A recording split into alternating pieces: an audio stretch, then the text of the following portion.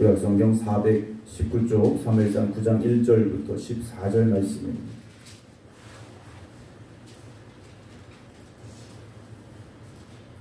사무엘상 9장 1절부터 14절입니다.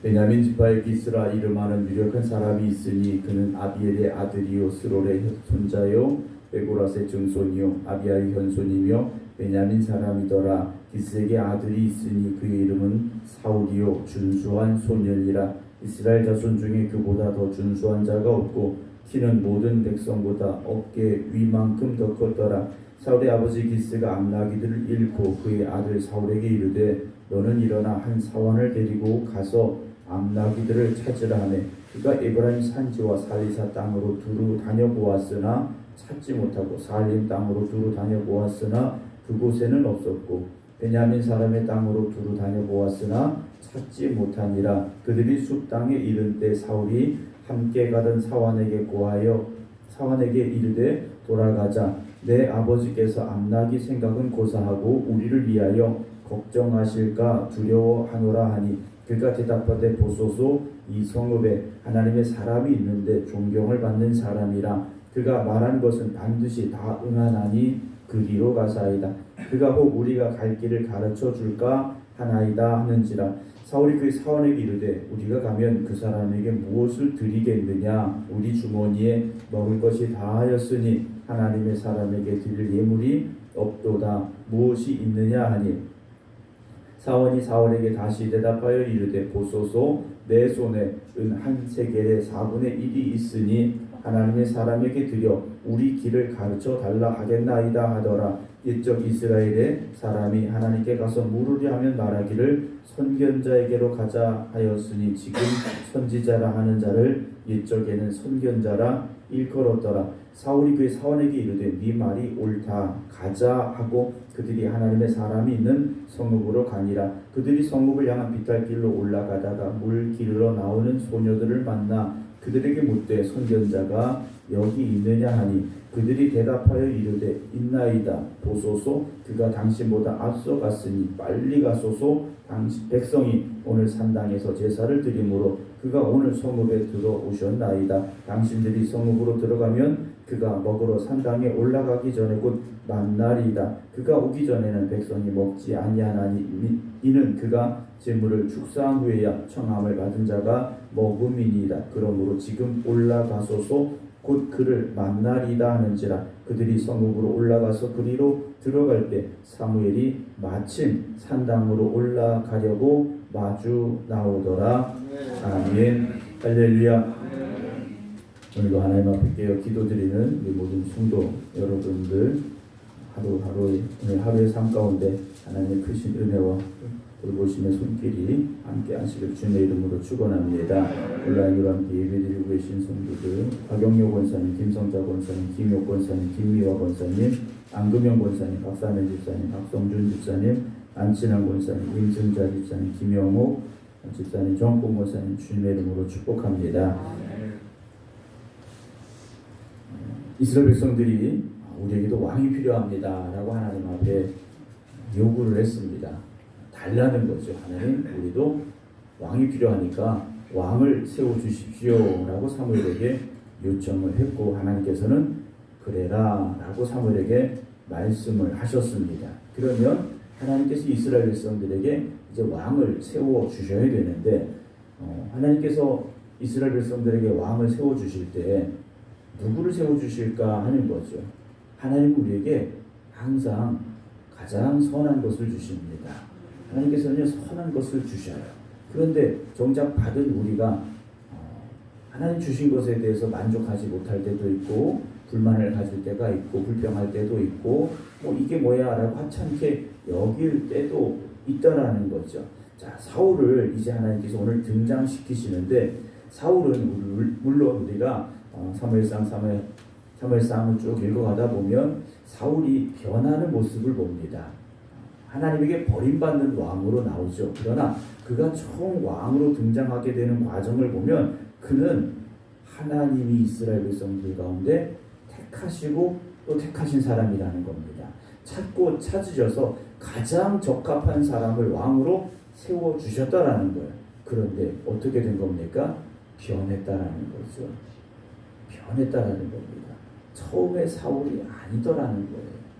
왕이 되고 나서 그의 생각이 바뀌고 그가 보는 눈이 바뀌었더라는 거죠.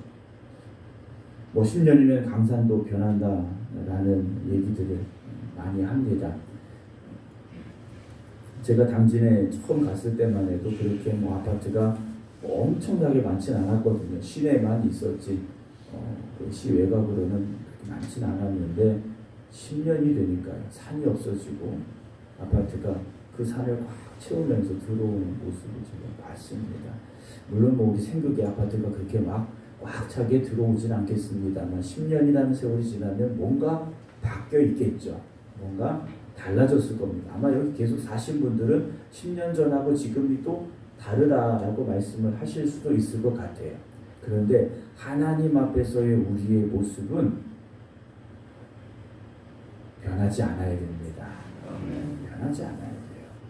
물론 좋은 방향으로 더 나은 신앙의 모습으로 바뀌었다, 성장했다, 이건 좋은 일이지만 우리가 하나님 앞에서 더 나쁜 방향으로 변하게 되고 뭐 오늘이나 내일이나 뭐 별반 하나님 앞에 기쁨이 되지 못한다, 이렇게 우리가 살아서는 안 되지 않을까라는 생각을 오늘 본문의 말씀을 통해서 먼저 이제 해보게 되는데요. 오늘 9장 1절은 베냐민 지파에 기스라 이름하는 유력한 사람이 있으니 라고 되어 있습니다. 기스라는 사람이 있었는데 이 사람은 그 지파 중에서 아주 유력한 사람이었습니다. 어떤 부유함도 있었고 다른 사람들에게 인정도 받고 어떤 우리말로 쉽게 표현하면 유지 같은 그런 사람이었는데 2절 보면 이 기스에게 아들이 있었습니다. 그의 이름은 사울이라 그랬습니다. 이 사울이라는 사람이 등장을 하게 되는 이 사람 역시 준수한 소년이었다라고 되어 있습니다. 젊은 사람이었고 모두가 보기에 좋아 보이는 그런 사람이었다라고 설명해주고 있죠. 이스라엘 자손 중에 그보다 더 준수한 자가 없었다. 그 지역에 그 인근에 아주 멋지고 잘생기고 모두가 다 야, 참 저런 사람 어디 없다라고 이야기를 들을 정도의 사람이 바로 사울이었다라는 겁니다. 키도 컸습니다. 모든 백성보다 어깨 위만큼 더 컸더라라고 되어 있어요. 그러니까 일단 외적으로 볼 때에도 모든 사람들이 볼 때 야, 저 사람은 왕이 될 만하구나라는 그런 조건의 사람을 하나님께서 택하셨더라는 거예요. 하나님께서 별 볼 일 없고 볼품 없고 키도 작고 야 뭐 저 사람이 왕이 되겠어 하는 사람을 데려오신 것이 아니라 모든 사람들이 고개를 끄덕일 만한 이런 사람을 택하셨는데 그 사람에 대한 설명이 나오죠. 3절 사울의 아버지 기스가 암나기들을 잃어버렸습니다. 어떤 일에서인지 암나기들을 잃어버렸어요. 그래서 그의 아들 사울에게 말합니다. 너는 일어나 한 사환을 데리고 가서 암나기들을 찾으라 라고 말합니다. 아마도 이 암나기들이 뿔뿔이 다 흩어져 도망간 것이 아니라 같이 모여 있으리라 이렇게 생각을 한 것 같아요. 그래서 사울이 어떻게 합니까? 그가 에브라임 산지와 살리사 땅으로 두루 다녀 보았으나 찾지 못하고 살림 땅으로 두루 다녀 보았으나 거기 없었고 베냐민 사람의 땅으로 두루 다녀 보았으나 찾지 못했다라고 되어 있습니다. 사울이라는 사람 보면 아버지의 말씀에 순종하는 사람이었습니다. 그리고 여기 가서 없으니까 그냥 집에 가자 이런 사람도 아니었다라는 거죠. 어쨌든 자기에게 주어진 일에 최선을 다하는 사람이었음을 우리가 4절에서 볼 수가 있죠. 왜냐?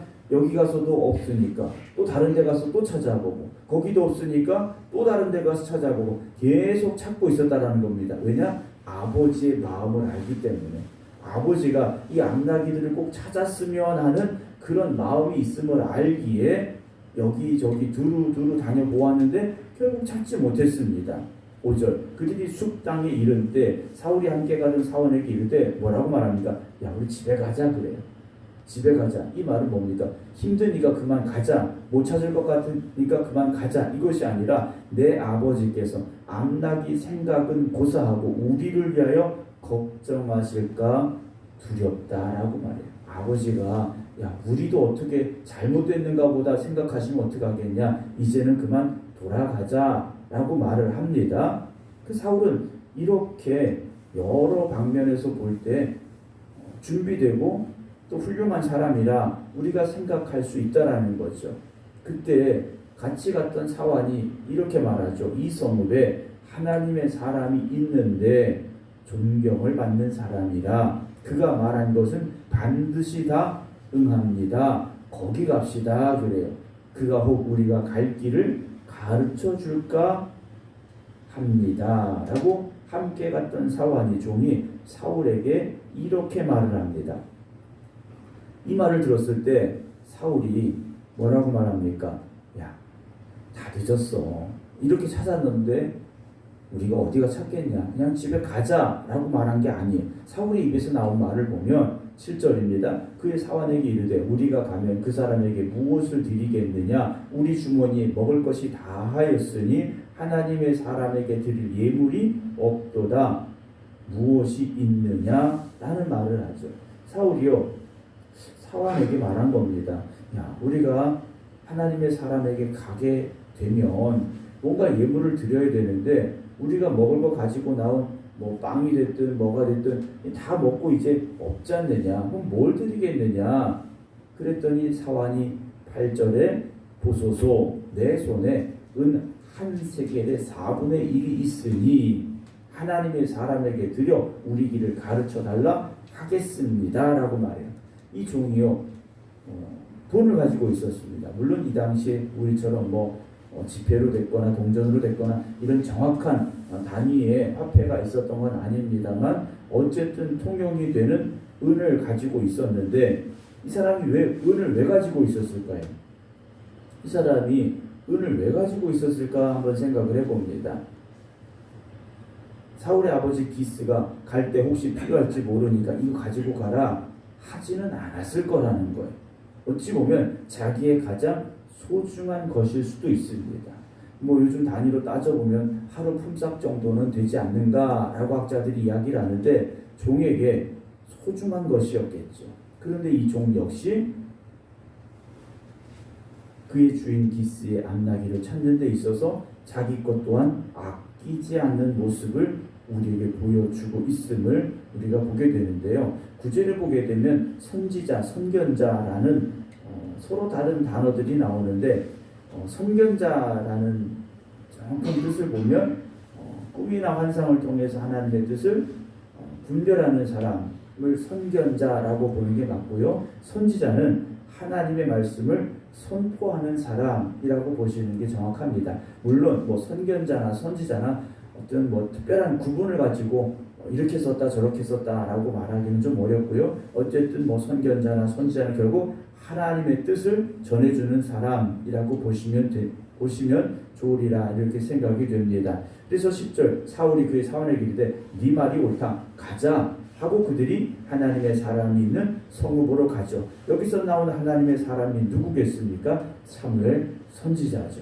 이 사무엘 선지자는 어떤 사람이었느냐? 아까 6절로 다시 가보면 존경을 받는 사람이었고 그리고 그가 말한 것은 반드시 다 이루어지는 그런 사람이었다라고 이 종의 입을 통해서 우리는 전해 들을 수 있습니다. 사랑하는 성도 여러분, 우리 믿음의 사람들은요 세상에서도 존경을 받을 수 있어야 됩니다. 세상의 사람들에게도요 인정받아야 됩니다.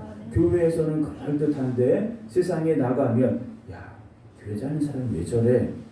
아니면 야 저 사람 교회 다니는 사람이었어? 이런 말을 듣는 것이 아니라 야 저 사람 뭐가 좀 다르구나. 우리가 굳이 교회 다닌다고 이야기하지 않아도 야 저 사람 뭐가 좀 다르구나 라는 이야기 정도는 우리가 들을 수 있는 그런 사람들이 그런 믿음의 삶을 살아갈 수 있는 사람들이 되어야 하겠다라는 생각을 갖게 됩니다. 그리고 그가 말한 것은 반드시 다 이루어진다 라고 이 사람이 말하지 않습니까? 여러분 우리가 하나님 앞에 바로 설 때 우리 입을 통해서 선포되고 외치고 고백되어지는 우리의 이 말들이 하나님의 손 가운데서 하나님의 능력 가운데서 하나님의 은혜 가운데서 이루어질 수 있는 여러분들 되시길 주님의 이름으로 축원합니다. 11절 그들이 성읍을 향한 비탈길로 올라가다가 물 기르러 나오는 소녀들을 만났습니다. 아마 저녁 때쯤 된 것 같아요. 그들에게 묻습니다. 선견자가 여기 있냐 물었어요. 그랬더니 12절에 그들이 대답을 하는데 있습니다 그래요. 그가 당신보다 앞서갔으니 빨리 가소서. 백성이 오늘 산당에 제사를 드리면 그가 오늘 성읍에 들어오셨습니다. 여기 계속 있었던 게 아니라 오늘 들어왔고 조금 전에 여기 지나갔다라는 거죠. 그리고 14절 보면 그들이 성읍으로 올라가서 그리로 들어갈 때 사무엘이 마침 산당으로 올라가려고 마주 나오더라 라고 성경 기록을 합니다. 오늘 마침이라는 단어들이 나오죠. 우연이 아니었더라는 거예요. 사무엘의 아버지가 암나기들을 잃어버리고 이 사울의 아버지가 암나기들을 잃어버리고 사울이 여기저기 다 찾아보았는데도 찾지 못했고 그리고 그의 사환의 입에서 이 동네에 하나님의 사람이 있으니까 우리 좀 만나러 가서 우리가 어떻게 해야 되는지 물어봅시다 했고 사울이 그래 그럼 가자 하고 온 이 모든 과정이 우연이 아니었더라는 거예요. 우연이 아니었더라는 거죠. 우리가 살아가면서 하나님의 섭리하심과 하나님께서 우리의 삶 속에 함께하고 계심을 믿는 그런 믿음의 삶이 되기를 주님의 이름으로 축원합니다. 하나님께서 지금 사울의 발걸음을요 이렇게 사무엘 앞으로 인도하고 계시다라는 거예요. 사무엘을 보내실 수도 있었겠죠. 왜냐하면 우리가 내일 드릴 말씀을 보게 되면 하나님께서 사무엘에게 이미 말씀을 하셨어요. 그래서 이 사무엘이 여기를 지금 오게 되는 과정 중에서 하나님의 말씀을 듣고 오게 됐더라는 거예요. 근데 사울의 입장에서 보면 야 내가 사무엘을 좀 만나봐야 되겠다라고 이 발걸음을 시작한 게 아니었더라는 거죠. 그저 아버지 말씀에 순종했고 자기의 일에 최선을 다했고 종의 말에 귀를 기울였고 그랬더니 사무엘을 만나게 됐더라는 거지 않습니까? 오늘 우리가 여러분들의 삶 가운데 또 저의 삶 가운데 어떤 일이 또 어떤 상황이 벌어질지 알 수는 없습니다. 우리가 다 안다면 뭐 얼마나 좋겠습니까만 저도 여러분들도 알 수가 없죠. 그러나 중요한 것은 분명한 것은 오늘 우리의 삶 속에 주어지는 그런 사건들 앞에서 어떤 문제들 앞에서 묵묵히 하나님의 말씀에 순종하고 하나님의 뜻을 구하고 우리가 그렇게 한 걸음 한 걸음 나아가다 보면 하나님의 응답을 우리가 만날 수 있다라는 사실이죠. 지금 당장은 이해되지 않습니다. 왜 아버지는 암나기들을 잃어버려가지고 여기서 찾았으면 빨리 갈 수 있을 텐데 왜 여기 없어가지고 야 종이 나한테 무슨 말을 해? 넌 내 말만 들어 이랬더라면 이 사울이 사무엘을 만날 수 없었겠죠. 그런데 하나님께서 사울의 발걸음을 한 걸음 한 걸음 인도하셨고 그 인도하시는 하나님 앞에 사울이 어찌 보면 순종함으로 한 걸음 한 걸음 나아갈 때 사무엘을 만나는 이 자리까지 올 수 있었다라고 저는 생각을 합니다. 사랑하는 성도 여러분, 여러분들의 맡겨진 삶에서 최선을 다하시기 바랍니다. 그리고 겸손함으로 순종하시기 바랍니다. 그리고 하나님의 뜻을 구하시기 바랍니다. 오늘 저는 여러분들이 오늘도 하나님의 부르심을 받았고 오늘도 이 하루가 하나님이 인도하시는 길로 걸어가길 원하신다면 오늘 말씀에 의지하여서 오늘도 나에게 주어진 삶에서 최선을 다하겠습니다. 어디를 가서든지 하나님의 뜻을 구하겠습니다. 하나님의 자녀로서 부끄러움 없이 살겠습니다. 그 고백이 오늘 저와 여러분들에게 있기를 주님의 이름으로 축원합니다. 기도하겠습니다. 이스라엘 백성들이 하나님이 그들의 왕이 되심에도 불구하고 하나님을 왕으로 인정하지 못하고 눈에 보이는 왕을 원했습니다. 하나님께서 이스라엘 백성들에게 이제 그들이 원하였던 왕을 세워주고자 하십니다. 하나님이 이스라엘 백성들에게 세워주고자 하셨던 왕은 하나님의 마음에 합하였고 모든 사람들에게도 인정받을 만한 사울이라는 사람을 하나님께서 택하셨습니다. 그리고 그가 어떤 사람이었던가 오늘 말씀을 통해서 우리가 또한 보게 되었습니다. 하나님, 우리가 하나님 보시기에 합당한 사람들이 되게 하여 주시옵소서. 어디에 내어놓아도 어디에 보내어도 하나님의 사람으로서 당당하게 설 수 있는 저희들이 되기를 원합니다. 부끄럽고 연약하고 부족한 저희들이 되지 말게 하시고 하나님 보시기에 우리의 중심이 바로 설 수 있는, 그래서 하나님께 영광 올려드릴 수 있는 저희들 되게 하여 주시어서 세상에 나아가서도 하나님의 영광을 높여드릴 수 있는 하나님의 백성들 되게 하여 주시옵소서. 오늘 우리가 걸어가는 그 길이 어떤 길일지 알 수 없습니다. 그러나 하나님이 나를 이끌어가고 계심을 믿고 오늘도 그 이끌어가심에 순종하며 믿음으로 한 걸음 한 걸음 나아가게 하여 주시옵소서. 그래서 하나님의 선하신 뜻이 계심을 우리가 고백할 수 있게 하여 주시옵시고, 합력하여 선을 이루어 가시는 하나님의 도우심을 누릴 수 있는 저희들 되게 하여 주시옵소서. 일주일의 삶을 또 새롭게 시작하게 됩니다. 이번 한 주간도 기도드리는 성도들 주님께서 능력의 발로 붙잡아 주시옵시고 저들의 삶 속에 함께하여 주시옵소서. 그래서 저들의 인생에 하나님의 은혜와 하나님의 도우심과 하나님의 축복의 열매가 충만하기를 간절히 기도드리오니, 이번 한 주간도 하나님의 은혜 가운데 승리하는 성도들, 하나님이 도우시고 역사하셔서 축복의 열매를 거두는 성도들이 되게 하여 주시옵소서. 이제는 우리 주 예수 그리스도의 은혜와 아버지 하나님의 무한하신 사랑하심과 성령님의 감동, 감화, 교통하심이 월요일 새벽 우리의 삶을 하나님 앞에 온전히 맡깁니다 고백하며 기도드리는 모든 성도들 위해 이제부터 영원토록 함께 하시기를